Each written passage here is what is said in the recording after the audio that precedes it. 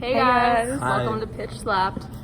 So for our first video, we're going to be asking WJ teachers about some of their craziest student stories.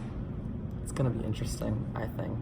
All the tea. We're gonna ask the most interesting teachers, even the one who we all think is in the FBI.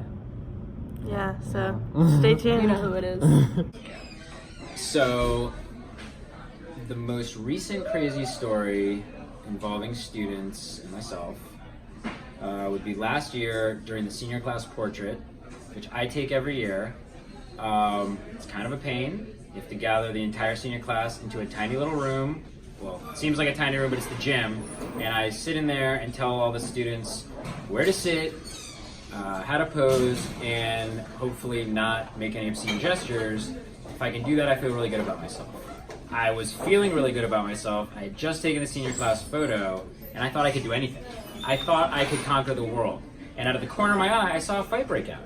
And I wouldn't necessarily run over to a fight at any moment, but at this moment in time, I was going to do it. I was going to walk over, push these kids apart, fight would be over, the authority figure would win, life would be, the students would be saved, and everything would be great.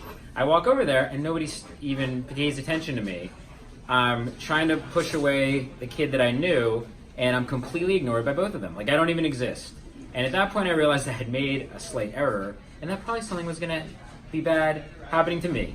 And about 2 seconds later, out of the corner of my eye, I now see a fist approaching the person I'm trying to protect, hits me directly square in the mouth, and luckily enough, that's what ended the fight.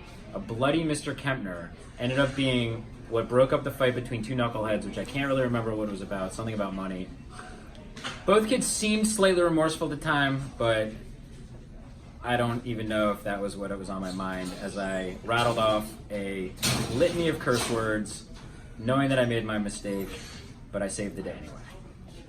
At my first school that I taught at, a senior who graduated the year before I arrived there won American Idol, Caleb Johnson, and which was cool because it's a relatively small town that I taught for, and he showed up the next year unannounced, and it passed around like Snapchat that Caleb Johnson was in the building. So all at once, all 30 of my students got up and left the room, just like go see this person that they'd seen before, but now he has celebrity status. And I was stuck there teaching the wall because they had all left. Mob mentality, I had no control. All right, so one year, AP Government, this is probably about 10 years ago, a student raises his hand and says, "Hey, Mr. Atencio, it smells like fire in the classroom." And so I'm a teacher and I start thinking to myself, I need to start evacuating students. I'm gonna have to go pull the fire alarm. And other kids mentioned that they smelled fire as well. There wasn't a fire. My kid raised his hand and said, "Oh, I brought in my toaster and I'm popping some Pop-Tarts." So actually I didn't have any, but some kids in the back enjoyed some Pop-Tarts, and I did not pull the fire alarm. So I think one of the craziest stories happened this semester when we had a guest speaker coming in who was a former high school teacher at Springbrook, and she went to use the restroom and went down to the gender-neutral restroom and walked in there and noticed that both stalls were occupied by more than one set of feet. So she used her teacher voice and said, "Excuse me, I'd like to use the restroom." And 5 kids came streaming out of the bathroom.